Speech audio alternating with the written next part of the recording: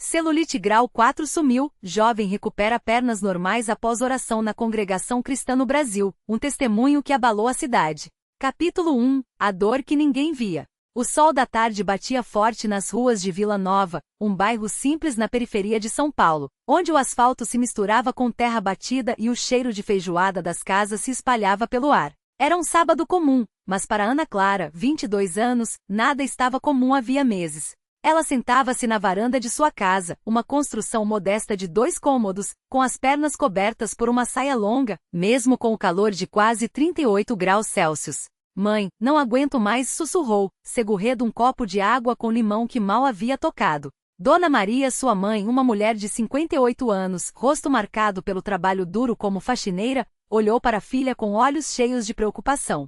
Sabia que aquelas palavras não eram apenas um desabafo, mas um grito de socorro.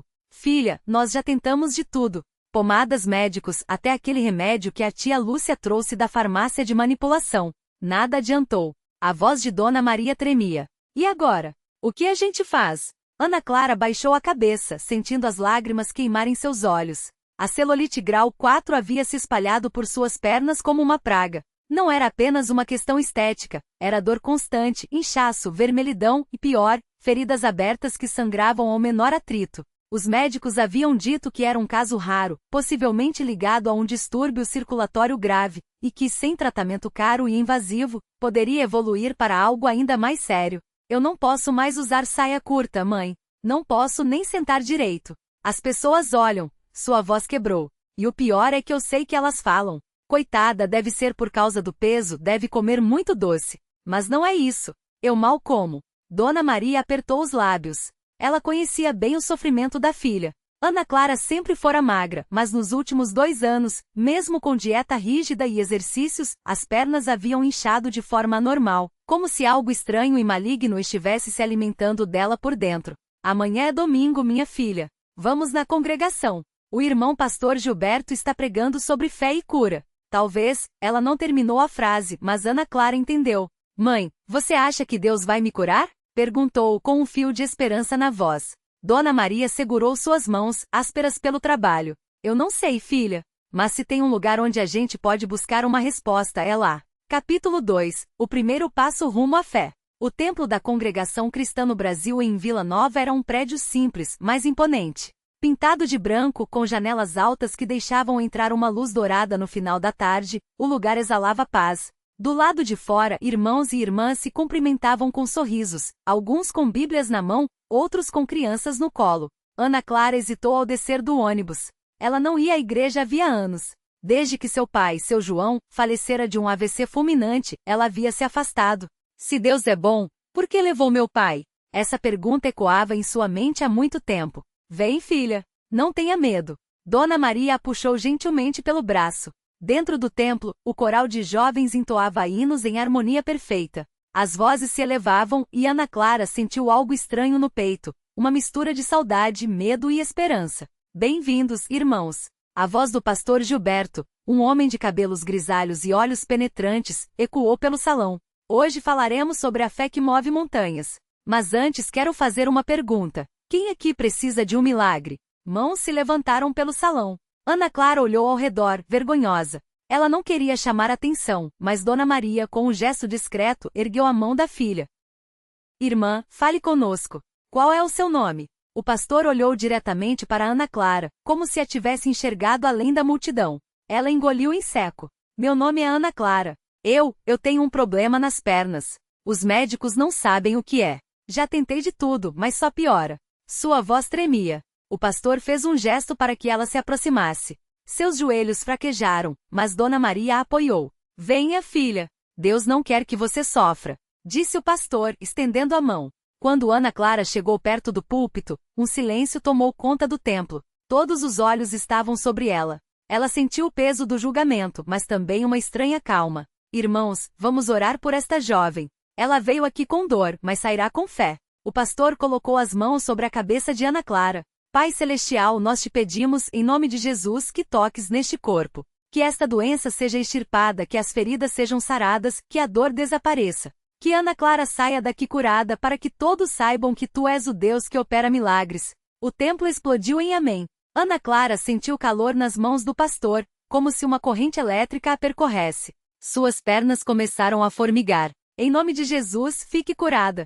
O pastor gritou com autoridade. Ana Clara caiu de joelhos. Não de fraqueza, mas de algo mais profundo. Uma paz invadiu seu ser. E então, ela sentiu. Capítulo 3, o milagre que ninguém esperava. Quando Ana Clara abriu os olhos, o templo estava em êxtase. Alguns irmãos choravam, outros louvavam a Deus em línguas. Ela olhou para suas pernas e, tremendo, levou as mãos até elas. A dor havia sumido. Mãe, ela sussurrou incrédula. Dona Maria se ajoelhou ao seu lado, lagrimando. Filha, o que você sente? Ana Clara levantou a saia e tocou a pele. As feridas haviam fechado. O inchaço desaparecera. A textura áspera e endurecida da celulite grau 4 não estava mais lá. Mãe, olha! Ela gritou emocionada. As mulheres ao redor se aproximaram, tocando suas pernas, confirmando o milagre. Glória a Deus! Aleluia! Isso é coisa do Senhor. O pastor sorriu com lágrimas nos olhos. Irmãos, hoje nós presenciamos um milagre genuíno. Ana Clara veio aqui com uma doença que a medicina não podia curar, mas Deus, em sua misericórdia, a tocou. Ele se virou para ela. Filha, o que você tem a dizer? Ana Clara, sem palavras, apenas chorou de joelhos, agradecendo a Deus. Capítulo 4. A vida depois do milagre. Testemunho que abalou a cidade. A notícia se espalha. Na segunda-feira seguinte, o bairro inteiro já sabia. As comadres da igreja contaram para as vizinhas. As vizinhas contaram para as amigas. E assim, em menos de 48 horas, Ana Clara se tornou um testemunho vivo. Você é a moça que foi curada na congregação? Perguntou Dona Francisca, a dona da padaria, quando Ana Clara entrou para comprar pão.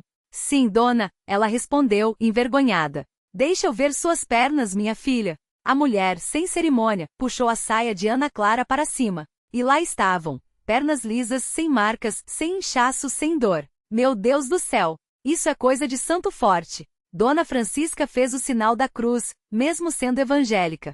Você tem que contar isso na rádio. 2. O convite para a rádio. Na quinta-feira, Ana Clara recebeu um telefonema inesperado. Boa tarde, irmã Ana Clara.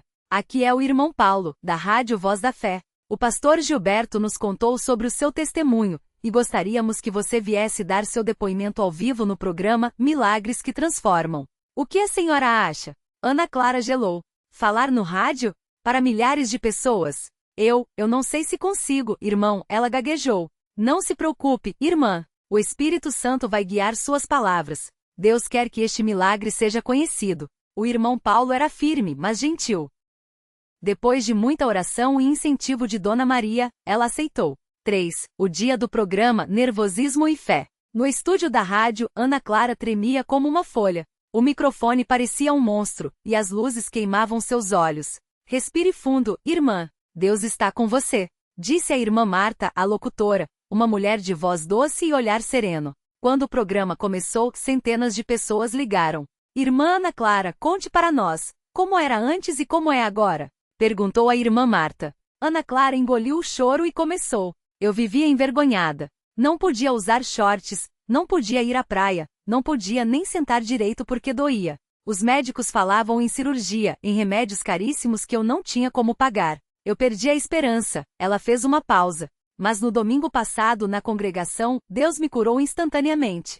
Não foi gradual, não foi, melhorou um pouco. Foi imediato. Quando o pastor orou, eu senti algo sair de mim, como se uma carga pesada tivesse ido embora. As ligações não paravam. Glória a Deus! Isso é poder do Altíssimo. Eu também preciso de um milagre. No final do programa, o telefone da congregação não parava de tocar. Pessoas com doenças crônicas, com depressão, com problemas financeiros queriam ser oradas. Irmã Ana Clara, você abriu uma porta para muitas almas hoje, disse o irmão Paulo, emocionado. Capítulo 5. A perseguição e a fé inabalável. Nem tudo foram rosas. Alguns médicos duvidaram. Isso é impossível. Celulite grau 4 não some da noite para o dia. Deve ser efeito psicológico, disse um dermatologista em um programa de TV local. Ateus nas redes sociais zombaram. Mais uma fraude religiosa. Devia ter feito lipocavitação e inventou essa história. Mas Ana Clara não se abalou. Eles podem dizer o que quiserem. Eu sei o que senti. Eu vivi aquele inferno, e hoje estou livre. Ela respondeu em uma live no Instagram que viralizou. Até um jornalista cético foi até sua casa para investigar. Mostre suas pernas, pediu, desconfiado. Ana Clara levantou a calça. Nada, absolutamente nada. Isso não faz sentido. O jornalista pálido não encontrou palavras. Faz sim. Faz todo sentido quando Deus está no controle. Respondeu Dona Maria, firme. Capítulo 6. O batismo e a nova vida em Cristo. Depois do milagre, Ana Clara não era mais a mesma. Mãe, eu quero ser batizada. Anunciou uma noite depois da reunião de jovens. Dona Maria sorriu através das lágrimas. Filha, isso é a coisa mais linda que você poderia me dizer. No domingo do batismo, o templo lotou. Mais de 200 pessoas vieram ver a jovem que havia sido curada. Quando ela desceu às águas, o coral cantava. Nas águas do Jordão, meu pecado foi lavado, e agora sou salvo. Por Cristo redimido. Quando emergiu, o templo explodiu em glórias. Ana Clara, você nasceu de novo hoje, disse o pastor Gilberto, abraçando-a. Ela sorriu radiante. Não só nasci de novo. Eu renasci das cinzas. Capítulo 7. Um ano depois, uma vida de testemunho. Um ano se passou. Ana Clara agora era uma das líderes do grupo de jovens na congregação. Ela visitava hospitais, orava por doentes, dava testemunhos em outras igrejas. Cada alma que eu ajudo a encontrar Jesus é como se eu estivesse pagando à frente o milagre que recebi, dizia ela em uma entrevista para um documentário cristão. Sua página no Instagram, @DeusMeCurou, tinha mais de 50 mil seguidores. Mensagens de agradecimento chegavam todos os dias. Irmã, depois de ouvir seu testemunho, eu aceitei Jesus e minha enxaqueca crônica sumiu. Minhas pernas estavam cheias de varizes. Orei como você ensinou e melhoraram 80%. Eu era ateu, mas seu vídeo me fez repensar tudo. Dona Maria, que sempre trabalhou duro, agora sorria mais. Seu João, onde quer que estivesse, devia estar orgulhoso. Mãe, a gente nunca imaginou que uma dor tão grande viraria uma bênção tão maior, né? Perguntou Ana Clara, uma tarde, enquanto ajudava a preparar o jantar. Dona Maria abraçou a filha, grata. Filha, Deus não tira o sofrimento sem um propósito. Ele transformou suas cicatrizes em um farol para outros perdidos no mar. Epílogo, o legado de uma cura. Hoje Ana Clara é conhecida em toda a região como a moça do milagre das pernas. Médicos estudam seu caso, pastores a convidam para pregar, e pessoas do Brasil inteiro escrevem pedindo oração.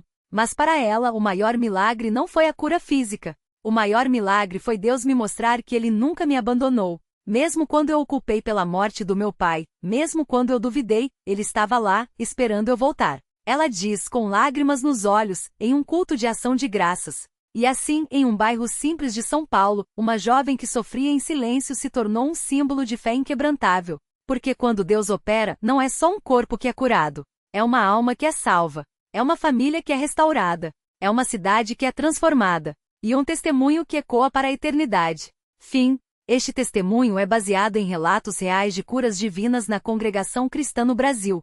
Porque para Deus nada é impossível. Lucas 1h37. Celulite grau 4 sumiu, jovem pernas normais após oração.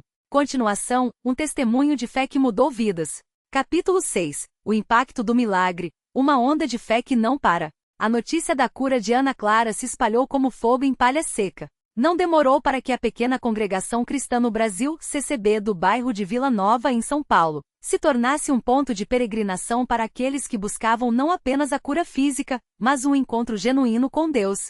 O primeiro domingo após o milagre foi marcado por uma multidão que lotou o salão de cultos. Irmãos de outras congregações vieram de ônibus, carros e até a pé, carregando doentes em maçãs improvisadas. O irmão José, ancião responsável pela igreja local, olhou para a fila de pessoas do lado de fora e com a voz embargada disse aos diáconos: Irmãos, hoje não é um culto comum. Hoje é um dia de Deus mostrar seu poder. Mas lembrem-se, não somos nós que curamos, é o Espírito Santo. Oremos para que ele use Ana Clara como instrumento, mas que a glória seja somente dele. Ana Clara, vestida com seu vestido azul claro, o mesmo que usará no dia da cura, tremia levemente enquanto subia ao púlpito. Não por medo, mas pela responsabilidade que sentia. Ela nunca havia falado para tanta gente. Sua mãe, Dona Maria, sentada na primeira fileira, segurava um lenço entre os dedos, orando baixinho. Senhor, dá força para minha filha. Que ela não se glorie, mas que te glorifique. O testemunho que quebrou o coração.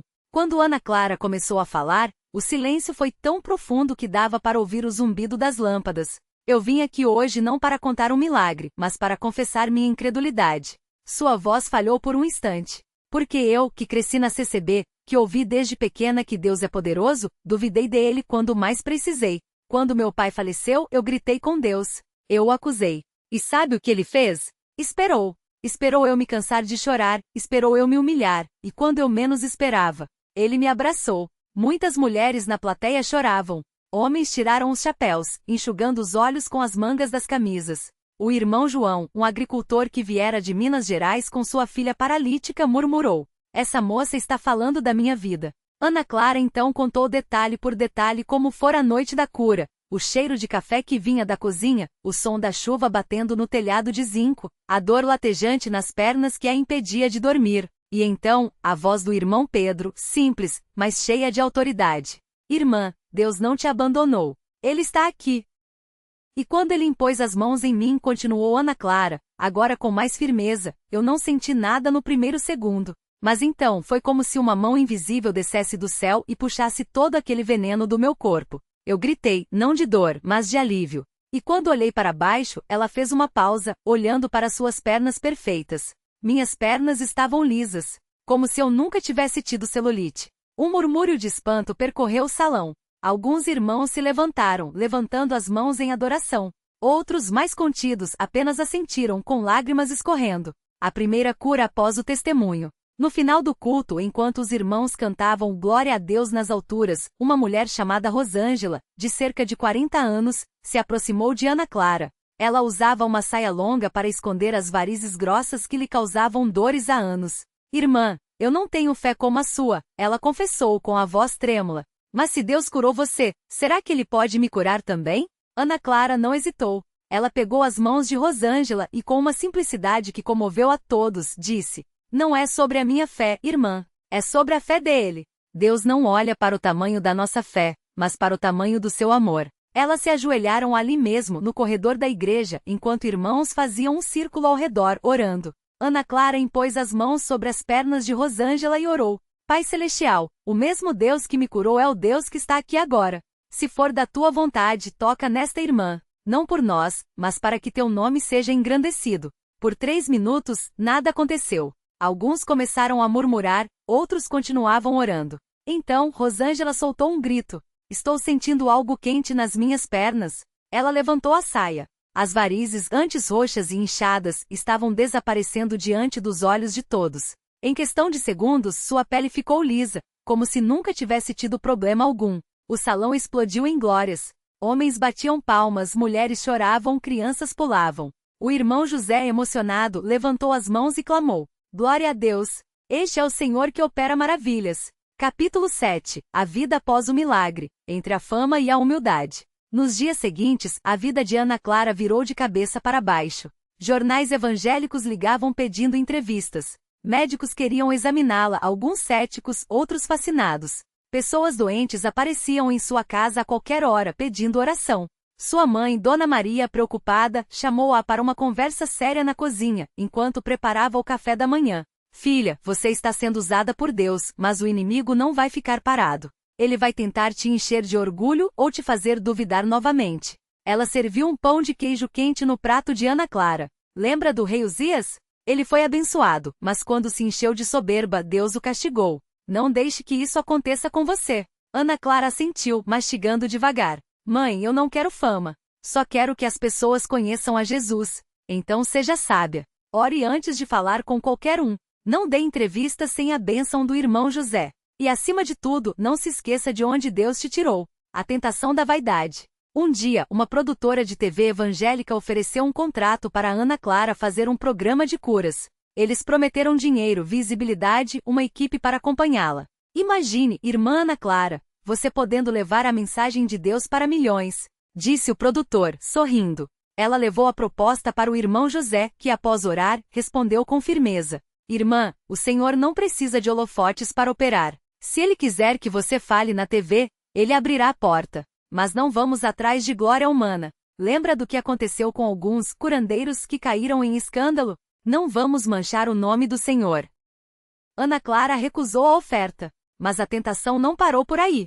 Certa vez, enquanto ela orava por uma mulher com câncer, a doença não sarou. A mulher, desesperada, gritou: "Por que Deus não me cura como curou você?" Ana Clara não teve resposta. Ela apenas abraçou a mulher e chorou com ela. Naquela noite, ela se ajoelhou em seu quarto e clamou: Senhor, por que uns são curados e outros não? Eu não entendo. E como um sussurro, veio a resposta em seu coração: Minha filha, a cura maior não é do corpo, mas da alma. Confie em mim mesmo quando não entender. Capítulo 8. O reencontro com o passado, a dor que virou testemunho. Um domingo, enquanto Ana Clara ajudava a servir a Santa Ceia, ela viu uma figura familiar entrando na igreja. Era tio Carlos, o irmão de seu falecido pai, que havia se afastado da CCB depois da morte de seu irmão. Ele estava magro, com olheiras e cheirava a álcool. Quando seus olhos encontraram os de Ana Clara, ele baixou a cabeça, envergonhado. Após o culto, ele se aproximou dela, segurando um chapéu surrado entre as mãos. Ana, eu ouvi falar do que aconteceu com você. Sua voz estava rouca. E eu não tive fé. Quando seu pai morreu, eu culpei Deus. Disse que ele era injusto. E olha onde eu cheguei. Ele mostrou as mãos trêmulas. Bebo desde então. Perdi meu emprego, minha esposa me deixou. Ana Clara não julgou. Ela o abraçou forte, como faziam os irmãos da CCB quando alguém precisava de consolo. Tio, Deus não te abandonou. Assim como ele me perdoou por duvidar, ele te perdoa agora. Ela o levou até o irmão José, que orou por ele ali mesmo. Tio Carlos chorou como uma criança, pedindo perdão a Deus. 3 meses depois, ele estava batizado, trabalhando como servente na igreja e, aos poucos, reconstruindo sua vida. Capítulo 9. A missão, levando a mensagem além das fronteiras. Com o tempo, Ana Clara começou a viajar para outras congregações compartilhando seu testemunho. Não como uma curandeira, mas como uma serva de Deus que entendia a dor da dúvida e a alegria da restauração. Em uma viagem a Goiânia, ela conheceu irmã Sofia, uma jovem com esclerose múltipla que mal conseguia andar. Após a oração, Sofia não foi curada imediatamente. Mas algo mudou em seu coração. Antes eu orava pedindo cura. Agora, oro pedindo força para glorificar a Deus, seja doente ou sadia. Disse Sofia com um sorriso sereno. Ana Clara entendeu que o verdadeiro milagre não era apenas a cura física, mas a transformação do coração. O encontro com um médico cético. Em Belo Horizonte, o neurologista ateu Dr. Renato desafiou Ana Clara em uma palestra. Senhorita, a ciência explica que a celulite grau 4 não some da noite para o dia. O que você teve foi uma remissão espontânea, um fenômeno raro, mas possível. A plateia ficou tensa. Mas Ana Clara respondeu com calma. Doutor, eu também não acredito em coincidências. Mas vou fazer um desafio, examine minhas pernas. Faça todos os exames. Se encontrar qualquer vestígio de celulite, eu admito que pode ter sido sorte. Mas se não encontrar, ela sorriu, o senhor vai ter que admitir que há coisas que a ciência ainda não pode explicar. O médico, intrigado, aceitou. 3 semanas depois, após ressonâncias, ultrassons e biópsias, ele teve que reconhecer. Não há sinal de celulite. Nem mesmo cicatrizes. É como se suas pernas tivessem sido recriadas. Ele não se converteu na hora, mas começou a questionar suas crenças. 6 meses depois, ele enviou uma carta à congregação. Não sei se acredito em Deus, mas depois do que vi, não posso mais negar que há algo além do que meus livros ensinam. Capítulo 10. O preço da fé, perseguição e falsas acusações. Nem tudo foram rosas. Alguns pastores de outras denominações começaram a acusar Ana Clara de falsa profetisa. Ela está enganando o povo, diziam alguns. Isso é coisa de emocionado, não é de Deus. Criticavam outros. Até dentro da CCB, alguns irmãos mais antigos murmuravam. Por que Deus escolheu uma moça tão jovem? Onde estão os ancianos? Ana Clara sofreu, mas o irmão José aconselhou. Filha, quando você serve a Deus de verdade, o inimigo vai atacar. Mas lembre-se, se estão falando mal de você, é porque você está incomodando as trevas. Ela continuou firme, orando mais, jejuando, buscando a Deus em segredo. Epílogo, um legado que continua. Hoje, 5 anos depois, Ana Clara não é mais a moça do milagre das pernas. Ela é uma serva de Deus que aos 25 anos, já viu dezenas de curas, mas também muitas dores. Ela perdeu a mãe para um câncer, mesmo após muitas orações. Viu alguns curados voltarem a adoecer. Enfrentou crises de fé novamente. Mas em meio a tudo, ela aprendeu uma lição que repete em cada testemunho. Deus não é um gênio da lâmpada que realiza nossos desejos. Ele é um pai que nos ama além do que podemos entender. Às vezes ele cura. Às vezes ele não cura. Mas ele sempre está conosco. Hoje ela trabalha em um abrigo para mulheres vítimas de violência, levando não apenas oração, mas pão, roupas e esperança. E toda vez que alguém pergunta, por que Deus curou você e não cura todos? Ela responde com um sorriso triste, mas cheio de paz. Eu não sei, mas sei que um dia, quando estivermos com Ele, todas as lágrimas serão enxugadas. E até lá, nós confiamos. Porque a fé não é a ausência de dúvidas, mas a coragem de continuar crendo mesmo quando não entendemos. Bem-aventurados os que não viram e creram. João 20:29. Fim. Este testemunho é inspirado em relatos reais de irmãos na congregação cristã no Brasil. Jesus Cristo é o mesmo ontem, hoje e eternamente. Hebreus 13:8.